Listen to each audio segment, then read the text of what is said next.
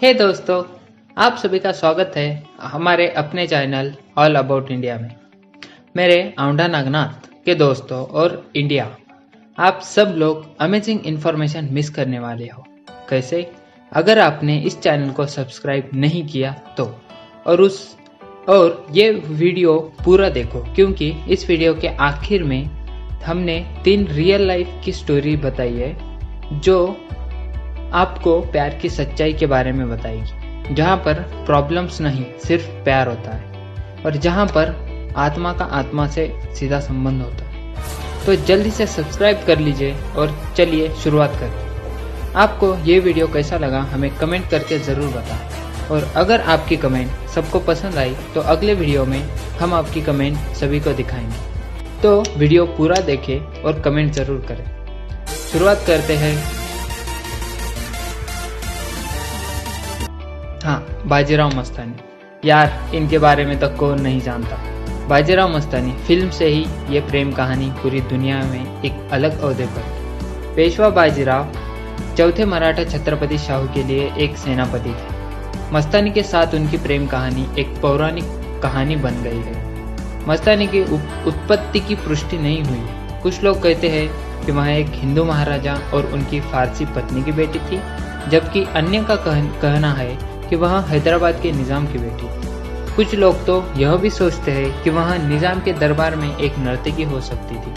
वह जो भी था, बाजीराव उसके प्यार में पड़ गया और उसके परिवार के बहुत विरोध करने के बावजूद उससे शादी कर ली। जब बाजीराव की लड़ाई में मृत्यु हो गई तो कहा जाता है कि एक दुखी मस्तानी ने आत्महत्या कर ली थी।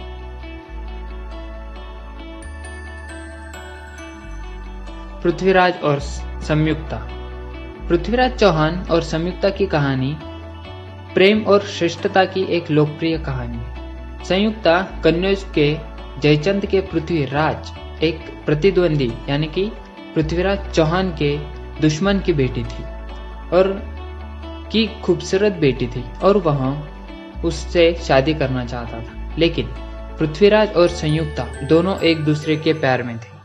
जयचंद ने अपनी बेटी के लिए एक स्वयंवर आयोजन किया और पृथ्वीराज को छोड़कर दुनिया के हर एक राजकुमार को आमंत्रित किया। इसके बजाय उनके पास पृथ्वीराज की मिट्टी की मूर्ति भी थी, जिसे उन्होंने नौकर के रूप में सेवा करने के लिए अपने दरवाजे के बाहर रखा था। जब संयुक्ता को अपनी पति को चुनना था तो वह सीधा हॉल से बाहर चली गई और पृथ्वीराज की मूर्ति को माला पहना दी। पृथ्वीराज चौहान अपनी ही प्रतिमा के पीछे छिपा था और संयुक्ता को पकड़कर उसके साथ भाग गया। जब मोहम्मद गोरी ने पृथ्वीराज को हराया तो संयुक्ता ने जहर खाकर खुद को मार दिया।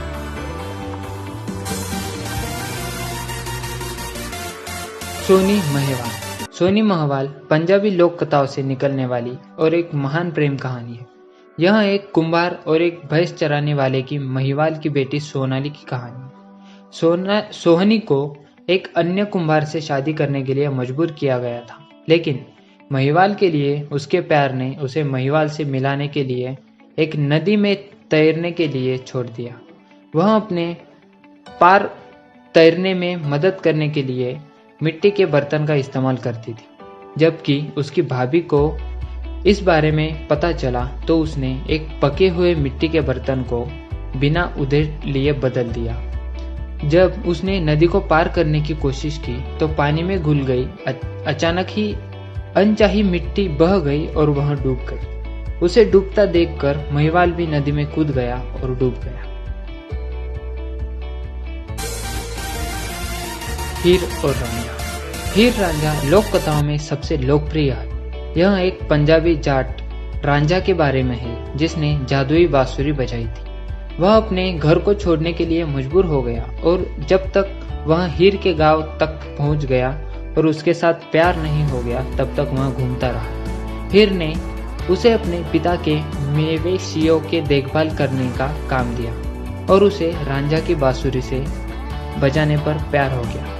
वे कई वर्षों तक गुप्त रूप से मिलते रहे जब तक कि उन्हें पकड़ नहीं लिया गया और रांझा को छोड़ने के लिए मजबूर किया गया। रांझा जोगी बन गया और दुनिया से खुद को त्याग कर दिया। इस बीच हीर की शादी सईदा खेरा से हो गई। कुछ वर्षों के बाद हीर के गांव में जोगी रांझा फिर से उभर आया। वे एक दूसरे के साथ समाप्त हो गए, लेकिन अपनी शादी के दिन हीर के ईर्ष्या करने वाले चाचा ने हीर को मार डाला और रांझा ने तब जानबूझकर हीर के साथ आत्महत्या करने के लिए जहर खा लिया।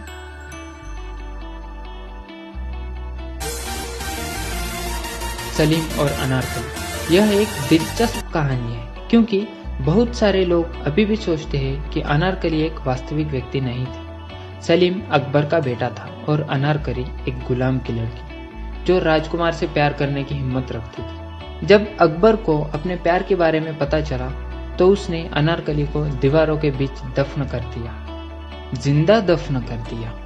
अनारकली के अस्तित्व के बारे में और सबूतों की कमी है।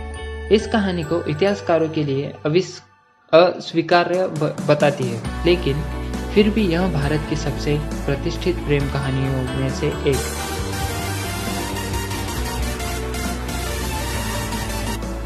शाहजहां और मुमताज।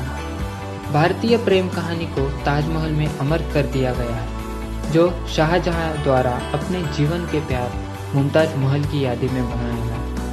ताजमहल दुनिया के 7 अजूबे में से एक है और शाश्वत प्रेम का प्रतीक है। अर्जुनंद बानो बेगम के रूप में जन्मी उन्हें शादी के बाद शाहजहां द्वारा मुमताज महल का नाम दिया, क्योंकि इसका अर्थ है महल का गहना। यह जोड़ी हर समय साथ रही और एक दूसरे के लिए एक महान प्यार साझा किया। मुमताज महल ने 13 बच्चों को जन्म दिया, लेकिन 14वें गर्भ धारण करते समय उनकी मृत्यु हो गई।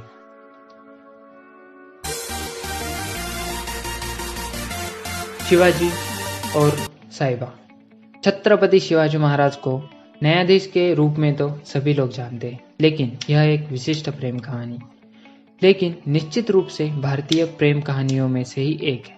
मराठा साम्राज्य के संस्थापक छत्रपति शिवाजी महाराज का विवाह निंबालकर वंश से साहिबाई में हुआ था। वे युवा विवाहित थे और शिवाजी ने उनके विजय में व्यस्त थे, लेकिन एक साथ बढ़ गए और साहिबाई को उनकी पसंदीदा पत्नी भी कहा जाता है। उनके साथ 4 बच्चे थे। ऐसा कहा जाता है कि शिवाजी ने अपनी मृत्यु के समय जो अंतिम शब्द कहा था वह साई था। दोस्तों, आज हम जानेंगे कुछ रियल लाइफ और मॉडर्न स्टोरीज के बारे में, जिन्हें जानने के लिए ही हमने ये स्पेशल वीडियो बनाया है। अगर आप हमारे सभी वीडियोस को देखना चाहते हैं तो ऊपर दिए गए आई बटन पे क्लिक करके आप सभी वीडियोस को देख सकते हैं।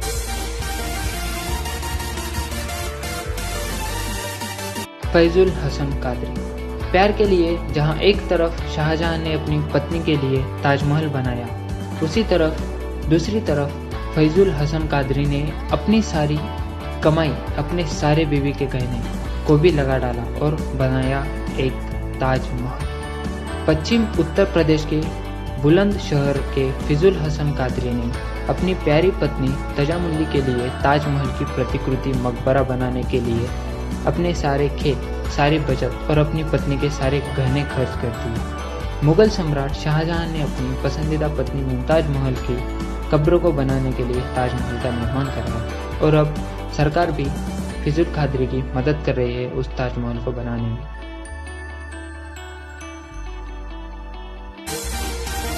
मोहम्मद सईदुल्लाह। मोहम्मद सईदुल्लाह आपके द्वारा मिले किसी भी अन्य के विपरीत एक आविष्कार। भीड़ भाड़ वाली नावों के कारण समय पर अपनी पत्नी से न मिलने में असमर्थ ने उन्हें एक आविष्कार बना दिया। उन्हें पत्नी से मिलने के लिए नदी पार करने जाना था और उन्होंने एक उभयचर साइकिल का आविष्कार किया जो जमीन और पानी दोनों में भी चल सकती थी। लक्ष्मी। दोस्तों, कहते हैं ना कि प्यार चेहरे को देखकर नहीं किया जाता। ये स्टोरी आपको प्यार का सही मतलब बताए। लक्ष्मी अब तो 24 साल की हो गई, लेकिन लक्ष्मी की जिंदगी उस समय बदल गई जब एक शख्स जिसने शादी के प्रस्ताव को उसने अस्वीकार किया था और 2005 में एसिड से उसका चेहरा खराब कर दिया। उसने तो 9 साल पहले अपना प्रस्ताव को अस्वीकार कर दिया जब वह मुश्किल से 15 साल की। एक बार उसने सोचा कि यह उसके जीवन का अंत है, लेकिन जल्द ही उसे फिर से खुश होने का मौका मिला, क्योंकि उसे कानपुर के 25 वर्षीय सामाजिक कार्यकर्ता आलोक दीक्षित से प्यार हो गया। आलोक मूल रूप से एसिड अटैक और स्पॉट ऑफ शेम के खिलाफ एक सामाजिक अभियान चलाता है और यह सोशल मीडिया आंदोलन है। आलोक ने कहा है कि यह लक्ष्मी की आत्मा थी जिसने उसे उसके प्यार में पड़ दिया। यहाँ एक प्रमुख दैनिक के साथ एक साक्षात्कार में उन्होंने क्या कहा, जब वह हमारे पास आई तो वह बोल्ड और स्मार्ट थी। अन्य लड़कियों के विपरीत जो समाज से दूर भागते हैं और आमतौर पर ढके हुए चेहरे के साथ आगे बढ़ते हैं, लक्ष्मी खुले चेहरे के साथ स्वतंत्र रूप से चलती है। मैंने उसमें एक लड़ाकू को देखा और धीरे धीरे हमें प्यार हो गया। दोस्तों, आपको क्या लगता है इस वीडियो के बारे में हमें कमेंट करके जरूर बताएं और हमें आपका कमेंट अगले वीडियो में दिखाएंगे अगर सबको आपकी कमेंट पसंद आती है। प्लीज लाइक, कमेंट एंड अपने उन दोस्तों को भी ये वीडियो शेयर करो। और आपके प्यार और सपोर्ट के लिए थैंक यू। और अगर आप आगे आने वाली कोई भी अमेजिंग वीडियोस को मिस नहीं करना चाहते तो आपको सिर्फ 5 सेकंड निकालने हैं, जिससे उस लाल बटन यानी सब्सक्राइब बटन पर क्लिक करके घंटी बजाओ और मेरे घंटे वाले याद। Thank you.